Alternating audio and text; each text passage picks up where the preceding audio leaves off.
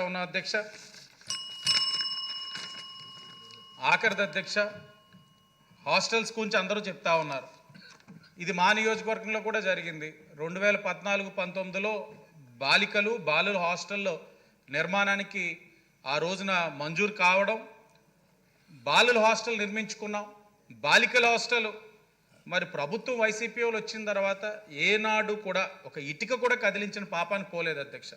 ఫలితంగా ఈ రోజున శిథిలావస్థ పరిస్థితిలో ఉంది. స్లాబులు లీక్ అవుతూ ఉన్నాయి, ఫ్యాన్లు ఉండవు, లైట్లు ఉండవు. దౌర్భాగ్యం ఏంటంటే ఆ హాస్టల్లోని లేడీస్కి టాయిలెట్స్ కూడా అందుబాటులో లేని పరిస్థితి. చాలా అధ్వానమైన పరిస్థితి. మేము ప్రత్యక్షంగా వెళ్ళి చూసి హృదయం ద్రవించే పరిస్థితులు ఉన్నాయి అధ్యక్ష. కానీ దౌర్భాగ్యం ఏంటంటే ఆ జిల్లాలోనే బీసీ శాఖ మంత్రి గతంలో, అలాగే మా పార్లమెంట్కి సంబంధించిన ఎంపీ కూడా బీసీఏ, మీకు కూడా బాగా తెలిసిన వ్యక్తే. మరి మన ప్రభుత్వం వచ్చిన వెంటనే సిఎస్ఆర్ ఫండ్స్ ద్వారా సుమారు 40 లక్షలతో బీసీ హాస్టల్స్ బాయ్స్కి ఏదైతే అవసరం ఉందో, అలాగే ఆడపిల్లలకి ఏదైతే అవసరం ఉందో 5 సంవత్సరాల్లో వాళ్ళు చేయలేనిది మనం 3 నెలల్లో చేసి చూపించాం అధ్యక్ష. టాయిలెట్స్ అని మరమ్మతులు చేసాం. మరి పదే అడుగుతా ఉన్నాను మంత్రి గారిని, ఒక మహిళ, మరి ఆడపిల్లలు పడుతున్న కష్టాలు ఇవి, బీసీ హాస్టల్ ఇలా ఉంది, ఒక 5 కోట్లైనా మంజూరు చేయాల్సిన అవసరం ఉందని పదే అడుగుతున్నాను. కానీ వారన్నిటికీ మౌనం వహిస్తూ ఉన్నారు అధ్యక్ష.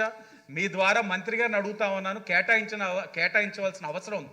రాజమండ్రి అనే కాదు, చెప్తా ఉన్నా, రాష్ట్రం అన్నింటిలోనూ ఇదే పరిస్థితులు ఉన్నాయి. గత 5 సంవత్సరాలు బీసీ హాస్టల్స్ అన్నీ కూడా అధ్వానంగా తయారు చేశారు. భోజనాలు కూడా అధ్యక్ష, ఇందాకే మా సోదరులు శ్రీకాళహస్తి సుధీర్ గారు చెప్తా ఉన్నారు, వంట వండే సామాగ్రి లేకపోతే ఈయన కొని ఇచ్చారట బీసీ హాస్టల్. ఏది చదువుతారు అధ్యక్ష, దౌర్భాగ్యం. కాబట్టి ఆ పరిస్థితులన్నీ కూడా సరిచేయవలసిన అవసరం ఉంది. డిమాండ్ చేస్తా ఉన్నాం, నిధులు కేటాయించాలి.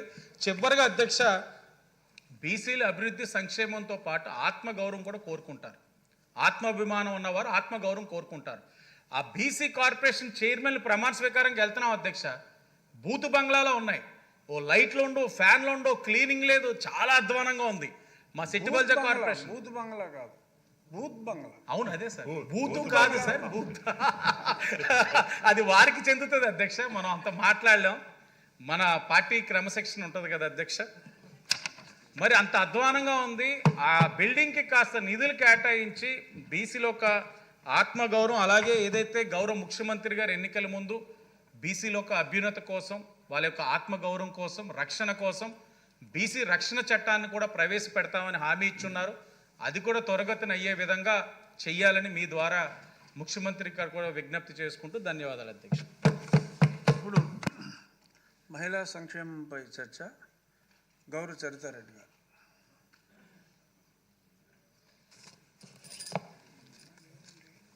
ధన్యవాదాలు.